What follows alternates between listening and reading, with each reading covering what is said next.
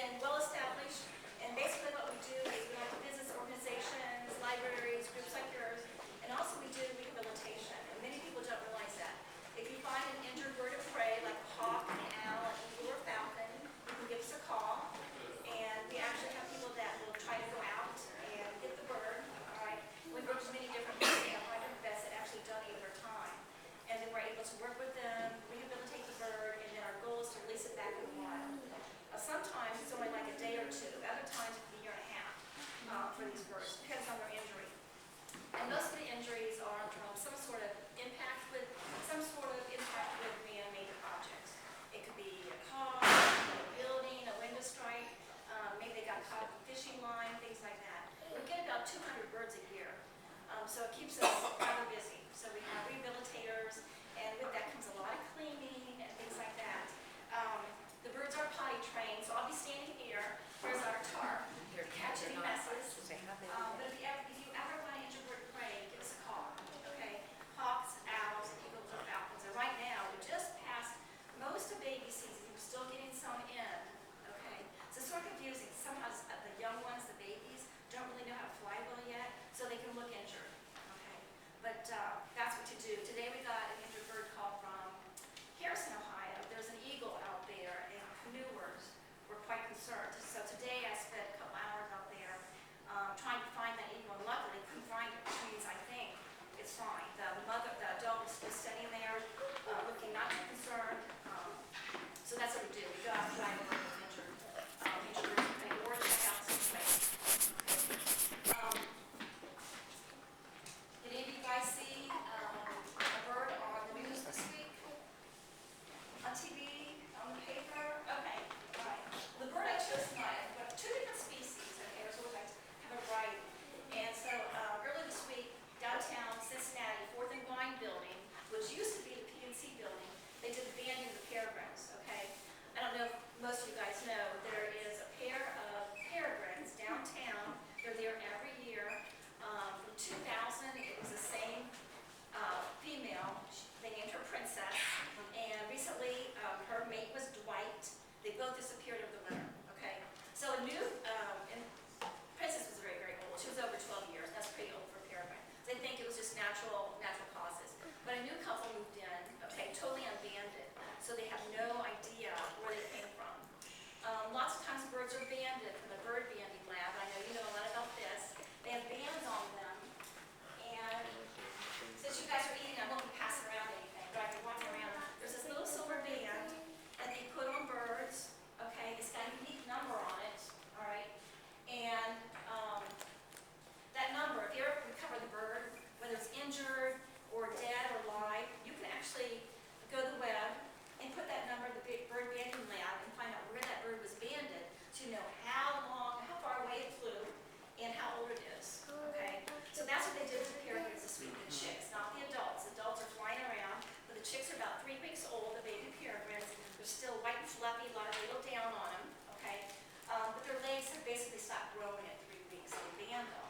So there's a little clip on the TV, okay, I saw this week, and also I heard it was going to be in the paper, but I didn't see the paper one. So today I brought a peregrine. I know this is not that unique in case any of you saw that on TV.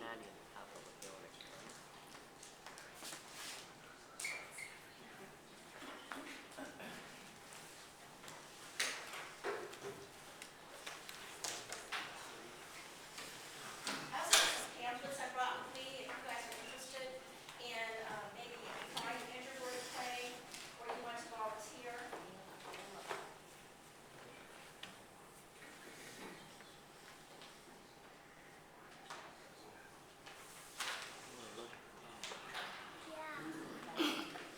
Wow, that's a big bird. So this is Lucy, That's a reference big to her bird. falcon. And when she did that little flutter thing, you probably saw that one wing is shorter than the other, okay? And that's her injury. All the birds that we rehabilitate, we want to release them back into the wild. That's our goal, okay? But the ones that we can't can become education birds. And so that's why we have the birds that we do. We have special permits, all right, from U.S. Fish and Wildlife and also by the Department of Natural Resources to keep these birds with the obligation that we share them, which is what we want to do anyway.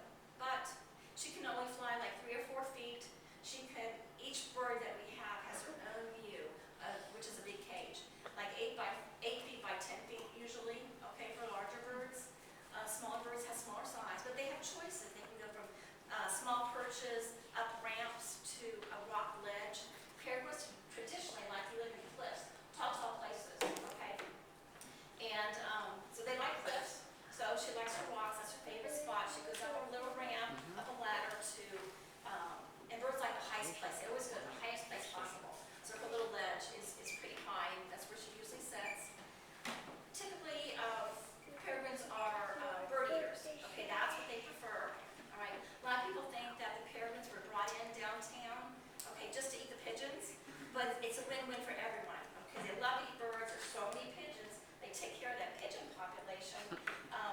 But actually, it was part of a Midwest project. In the 1940s, when DDT, the insecticide, was very prevalent, okay, the population plummeted. And so there was different groups that tried to bring in these captive bred birds, okay, and since they like high places, they took a natural liking to buildings. And so there were some released downtown here, Columbus, Dayton, all around. And they took to it really well, because there it was, a high place, lots of birds to eat, okay. So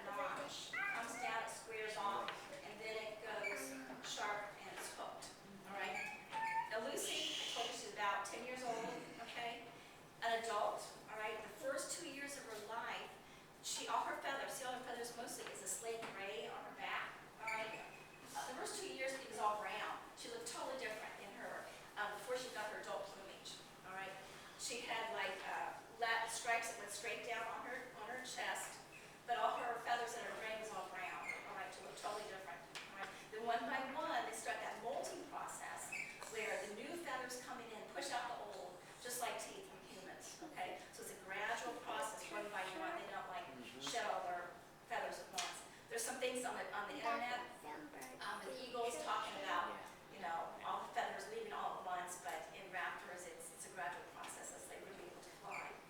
So, and right now, summertime is when they do a lot of molting, all right, because you're starting to lose, all the birds are starting to lose some of their feathers. We have about 10 education birds in our place, all right, and right now in rehab, we probably have about 25 birds, because like I said, it's baby season. A lot of the babies are orphans, things would happen to adults, all right. We never like to have an immature bird. If there's an adult out there, and it's not injured, it goes back immediately, So, but some of the birds that we have, really, there wasn't adults, tree cutters, okay, might cut a tree down, and out spill some babies, and they see the parents are no longer living, so then we take those babies in as orphans, and we can foster them out, we can find a nest of the same species. So, we do rehabilitation, but also sometimes we do other services, like, sometimes there is warehouses that have birds flying, Cooper's hawks, things like that, all right? They're another bird eater, so we might try to trap them. So we do a lot of different things besides the rehab, answering a lot of calls, things like that. So, but I'm going to show you the peregrine since we such a neat thing downtown. They banned them. Anybody have any questions? Yes? How long do they live? What's the average? See, that's a good question. 15 years. I would say 15 years for peregrines for this species. Yeah. Okay. Now sometimes there is records. If they can get the record from the banding, okay, and sometimes you might get a bird that was a really good predator Yeah. and nothing preyed on it, and it lived a very, very long time. I know the record for this bird is something in the 20s. I don't remember exactly, but it's 20-something of a banded bird. It's probably not the average. I know Princess had lived 12 years. They knew exactly how old she was. And they said that was a pretty long run. She was around 15. For a wild bird. She seems to recognize you. Would she be scared if you weren't here? No, I mean, they trust us, okay? She knows I'm going to take good care of her. And we're trained new educators. We do know that there's a difference. Sometimes they're not so easy to get on the glove. Yeah. But she would prefer being back at her place, I'm sure. Yeah. But she had her meal today. Sometimes you can tell the difference if they haven't eaten and we try to take them out. So they do have their own personalities. That was my question, diet. Diet, What yes. did she have for lunch today? Okay. Today she had a quail. She had a really good lunch today. We try to feed them what they would normally feed them wild, okay? But she also gets mice, okay? She gets rats, all right? Yesterday she had a rat. But she gets chicks, and then she gets quail, all right? Quail's pretty expensive, so she didn't get that a lot. Like she gets that twice a month, all right? How often does she get that? Every day. We do have one fast day. Sundays usually is a fast day, okay? Because in the wild, they wouldn't be eating every day, all right? They might be trying to get something, but they might not be successful for every strike, all right? So and we do monitor the weight a lot, make sure they have the right weight. What are some native raptors, or raptors indigenous to the area? Yes. All the ones that we have, are like local birds, really. We have peregrine, we have screech owl, great-horned owl, barn owl. Okay, they're not so common, but they are around here. In fact, we banned some this year. Then red-shouldered hawk, red-tailed hawks, we have 2 of those. We have a turkey vulture. That's probably about 10. So we have all those. So far, we haven't really accepted ones that were not native, because usually that means a little bit harder to take care of, okay? Like broadwings, they live in a little warmer climate, and then we need to get perch heaters. Our turkey vulture even has a perch heater. We take really good care of the birds, so if turkey vultures are notorious for getting frostbite, okay? Like some move and some don't. Some migrate during the winter, some don't. So like our birds, since they are limited, if it's out in the wild, if they were too cold, they would go to a warmer place, right? They were too hot, you get some shade. At our place, we have to have their enclosure, their view, so that they're always comfortable, all right? So since we know turkey vultures get frostbite, and she did get frostbite one year, we have a perch, all right, that's heated for her. So we only usually have the birds that are native around here because they're built for here, you know? That was a long answer, wasn't it? Sorry. The turkey vultures, they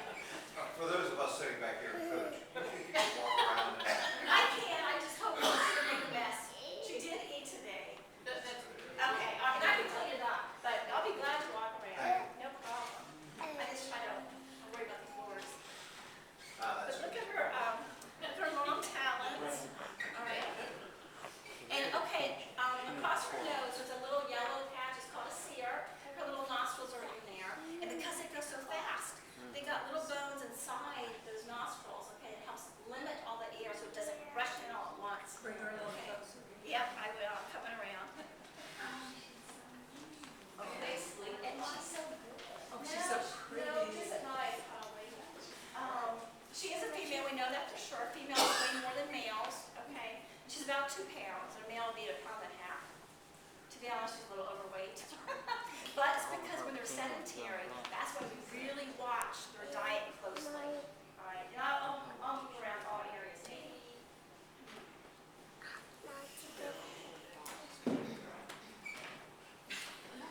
What's the difference between a hawk and a dove? it's so far. These birds are built for speed, okay, chasing their food. Hawk and dove is a perch hunter, okay, they're gonna set, they're gonna see something, then they're gonna go, you know. But sometimes it's behavior things. Their feathers are different. Since she's built for speed, her feathers feel so different. If you were to compare an owl's wing, an owl's feather, it's nice and soft, it muffles the sound, okay? And hers are like stiff, so like a turkey vultures or an osprey, okay? All of their features, okay, is very function, you know, and their adaptations are built so they can hunt, you know. If they're not efficient hunters, they won't succeed outside. It's a tough world out there. So, yes, okay, yep.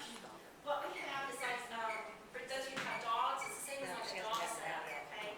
Around each of her feet is a little leather strap, it's nice and soft, yep. And for that is, you basically have a leash, okay? Each foot has one. So if something should happen, she would dangle or something like that. It's like a dog collar and a dog leash, okay? What's the closest hawk to us? The one I was at today is Harrison, so it's Harrison? 15 minutes. Well, the one I know about, Brown County has one too, Brown County, Ohio. Okay, I think it's Havensport. That's one too. Do you know? Well, we have a place at Danville. Okay, all right. Some people see more often than you think. Lake Isabella has reports of them. Okay, but there was a nest of 2 juveniles of that nest at Harrison. Yeah, this is real Well, casual it's closed now. tonight. It's just pizza night, It yeah. opens and closes. They don't have sweat glands, okay? No sweat glands. So that's how they cool themselves, just like a dog, panting. Okay.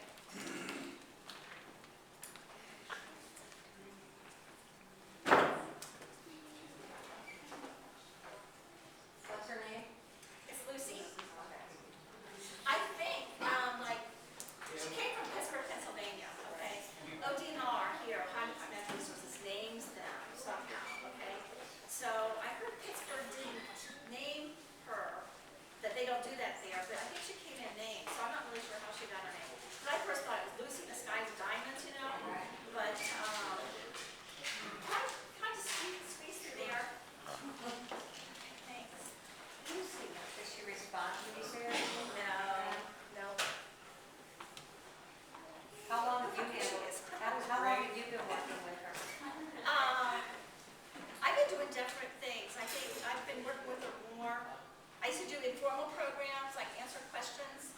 I don't know, it's probably 9 years, I guess, off and on, but just mostly in the past year, more seriously. No, those are please. It's all right.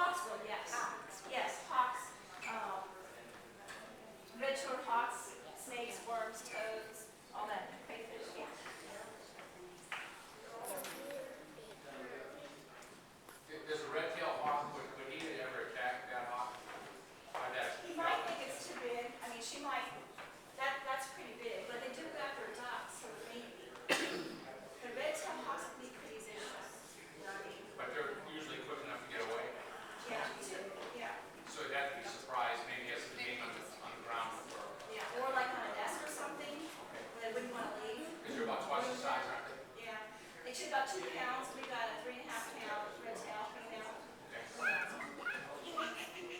Any more questions? I'll put Lucy away. I do have another bird.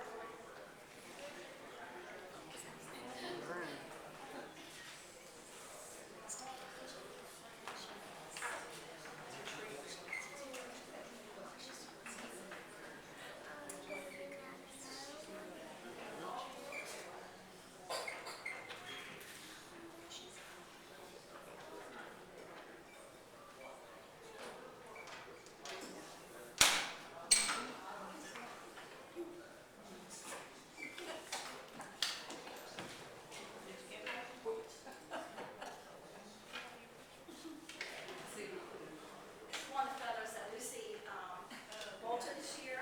You can see how pretty it is. Look at that design. You know, that's one of the feathers.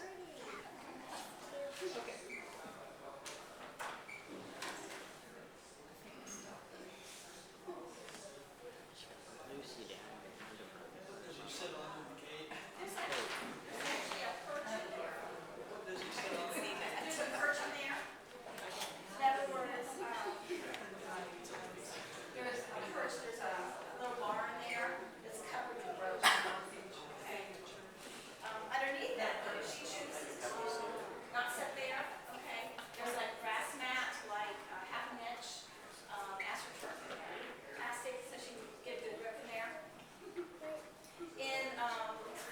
The government sort of regulates the size of our use as well as perching services, okay, and all construction. And so every area has to have shade and light and well ventilated and 2 types of perches and all kinds of stuff. So, but for their own, because they're with us so many years, we want to provide enrichment. So some of the birds, the turtle, actually gets toys because we have to keep her busy. If we don't, she's going to rip up her house. She likes to like bite things and chew things, and they're very inquisitive. They're very smart birds, and so each bird might have different furniture depending on their injury. Okay. Lucy, I mentioned, has ramps and ladders and rocks. Okay. The next bird I get out has a screech. It's a screech owl, an eastern screech owl, and it has a screech owl box in it. Okay. And so they're nocturnal. Screech owls are. And so this bird lives in its box, you know, all day long. And then tonight it still wasn't out yet. They usually come out at night. All right. So yeah, they each have their own little place where they live. They would normally be living in. Since they can't make their choice, we try to make it as comfortable as what we think that they should. Wow. Is what we hear that they Yeah, prefer. that is Screech a owl lot. boxes, cavity nesters. Screech owls are cavity nesters, so the screech owl box is a little cavity inside their room, you know. And all of our cages are outside, and so when we're not there, they could be flying around, you know, depending on their injury. So here is the sound of the next bird, the eastern screech owl. Familiar, anybody? Yeah? Sounds like, what do you think it sounds like? Horse bunny? Yeah, yeah, that one more time. Owl is the first thing.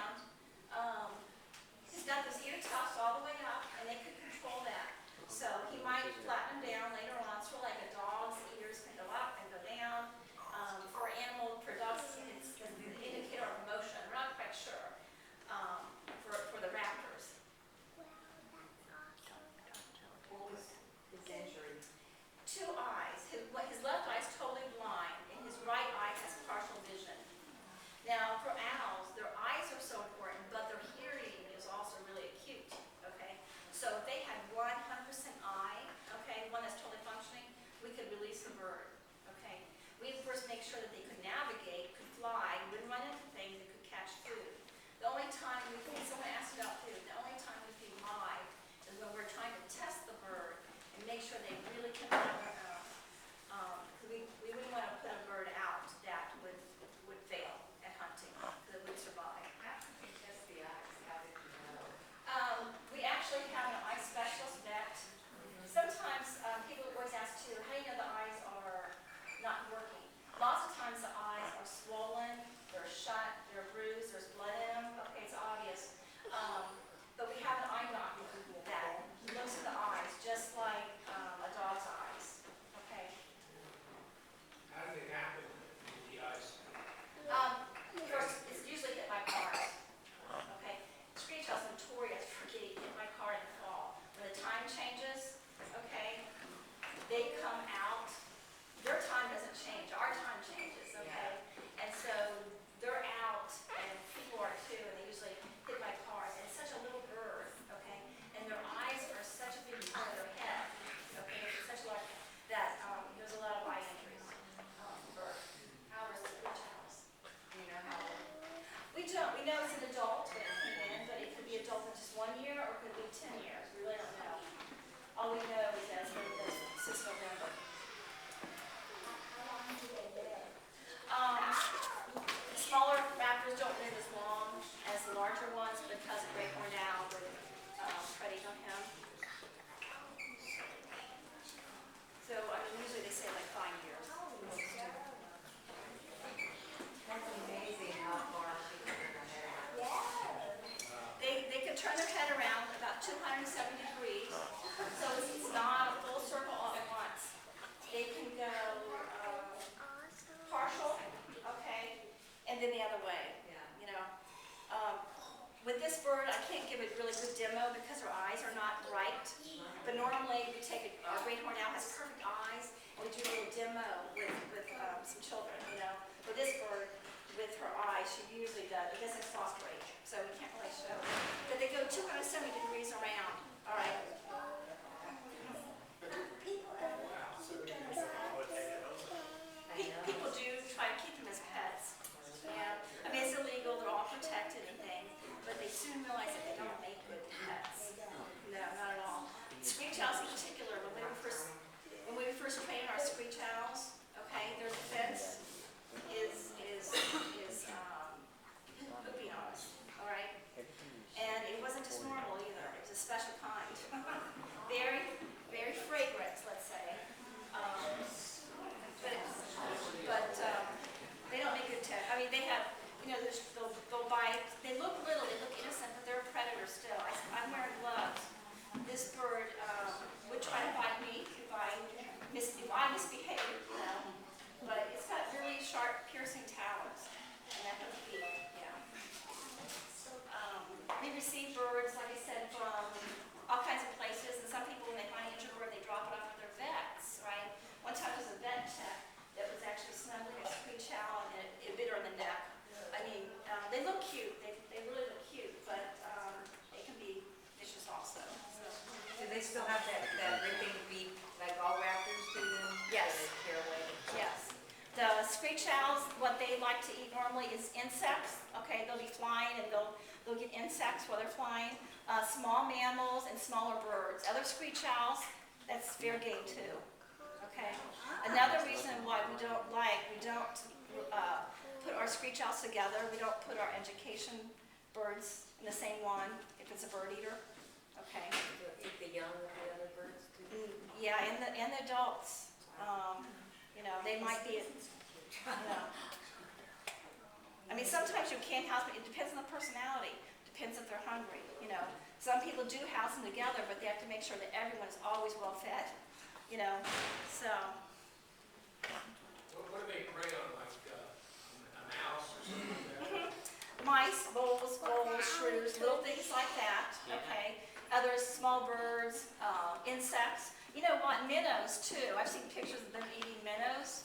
Okay. That's probably Phillips. Yeah.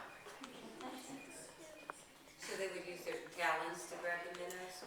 I'm just wondering if it's like a little puddle and the minnows are flopping around, you know, as the pool starts to dry up, you know. It's like red-shouldered hawks. During a red-shouldered hawk study, they found out the red-shouldered hawks like to eat earthworms. I'm thinking, what are they doing? Are they digging it? But what they said is sometimes, the spring rains, when you go outside and on your asphalt, there'll be all those little worms, okay? So, a picnic, yes, a delicacy.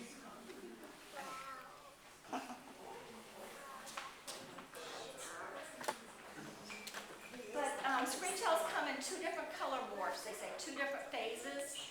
But whatever they are, they don't change from one to another, okay? But they can have different colors. This one is considered to be a red one.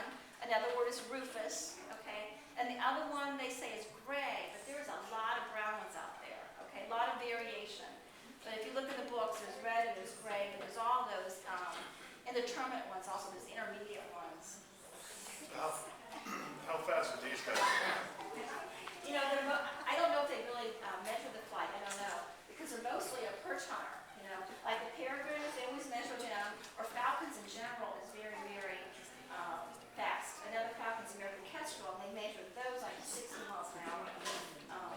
But I don't know if they measure owls, I have to look that up. Are they designed more to kind of cut through trees and Yeah, get around stuff? Yeah. Whereas that might be, the peregrine's more straight line. yeah. They usually like sit in a tree, like 10 to 12 feet up, and wait for something, all right? I think they like to live in open habitat, but like apple orchards, I think it's because apple orchards probably have a lot of insects. Apples dropping in the ground, insects, because they say they do live a lot in orchards also. But cavities in trees, okay, they're not going to be living like in a stick nest, like a hawk would. So they have really good night vision too? Yes, yeah, good night vision, nocturnal. Like I said, the screech owls are really nocturnal. The great horned owl we have, good. He'd be out all day. We watch him, from our windows, and he's out there, and he's out there in the rain and the snow, and he loves it, okay? These guys are going to be hidden in their nest box all day, so we have to get them out if we want them, because they're not coming out. They're safe with barn owls. They say owls are nocturnal, but there's really different degrees of nocturnals. Do you suppose he has a sensitivity to the light too?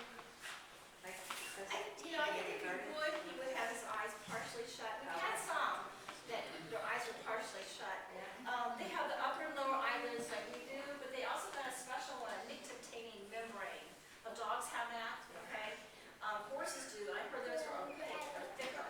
But these guys, they have that for protection, so they can shut that whenever they want.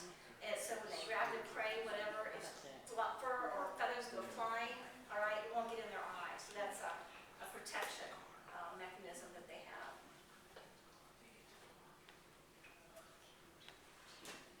Did I walk over there with the screech owl? No. Okay. No mention, you guys. I just realized I don't think I did. Beyond.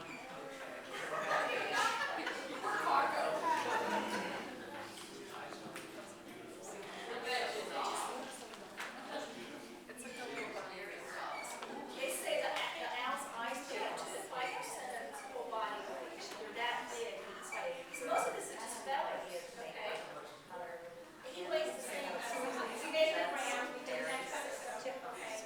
About 130 grams is male, all right, which is, a third of a pound, mostly, around 450 or something like that. It's about the same as a pumpkin that's full, is what he weighs, not very much at all.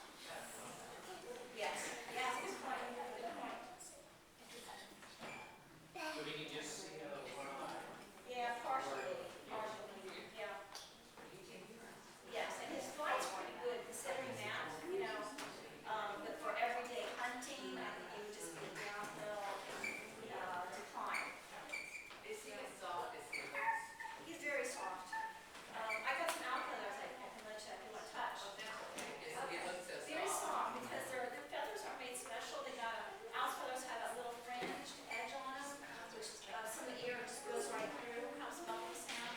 But they're also very soft, and it helps muffle the vibrations. Okay, so yeah, they're very soft. When the ear goes like stiff feathers. Is that a It's a video camera. In our area, yeah, in our area. Now, saw Yeah, area, trying to remember where my wife small tripod for that, but it didn't fit. But Yeah, this doesn't get near the quality yours does. huh? It doesn't get near the quality that yours does. It doesn't? No. You're kidding. Oh, mine gets really. I can tell. I can see it when you were doing it. Beautiful.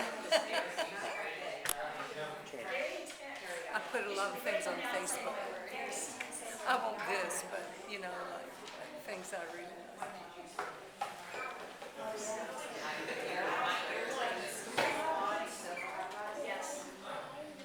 But I do have to find a tripod for this so that I can control it a little bit more, you know. Yeah. Do you have any idea where I get it? No, not really. I'm not much of a electronics buff. I just do what I can. Well, I think I'll go to the Apple store and ask them if where they, you know, That'd be a good idea. I think that's You know where the bird sanctuaries are, that is so rich down there around the little Really? Miami. They Hey, got wonderful habitat. that's fine. Sure. Okay. We check them All right. twice a year. We've had Bye. maybe one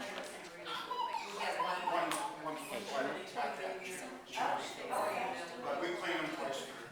And, but like I said, and as I told Karen, I said that when we set this up with the Girl Scouts and the Boy Scouts, we kind of tempered the expectations that, you know, beautiful bird sanctuary right here in the little Miami. We don't need a doggone highway going through there either. That's right, that's right.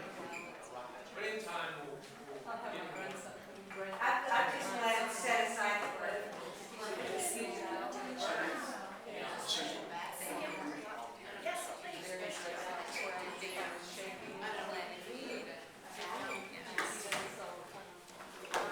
Thank you.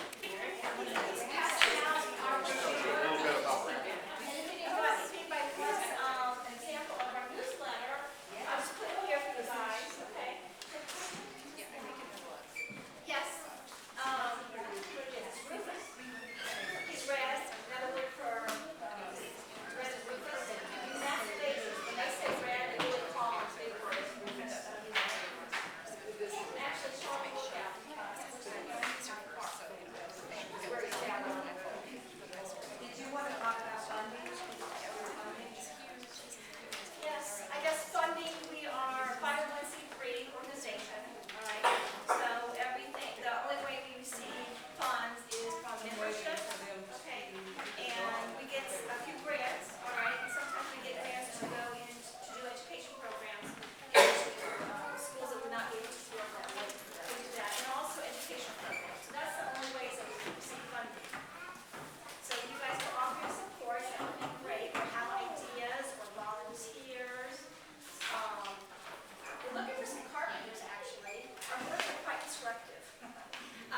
They sometimes just wrap in a perch, but we like to really provide a lot of furniture for them, you know, and some of our ladders and stuff is getting old, so we always are looking for carpenters. But yeah, usually it's grants. We've gotten some really wonderful donations, you know, and so when we moved to a new facility, was able to, it's like 8 acres, it's right north of the nature center, it's just gorgeous, and a gorgeous building for rehab. Have you been there? Oh, it's beautiful. Yes, Yeah. it's beautiful. Are you opening that up to the public? No, that's what we want to do. See, that's our next goal, is we have 8 acres, all right?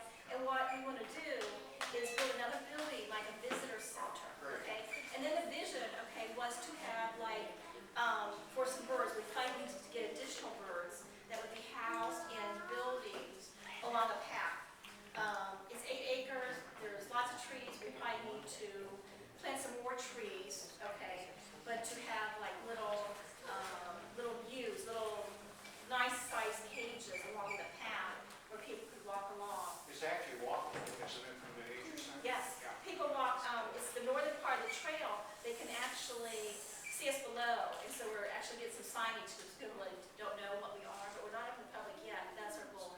We do some limited tours, appointment only, that sort of thing. But right now, we're just strictly, mostly outreach with some tours, but it's killing us, because we really want to be open to the public. It'd be so neat to be open, and so we're really thinking about maybe having like an open house, maybe once a quarter or something like that. You know, I mean, that's what we want to do, so people can see, one, they'll know that yes, there's someone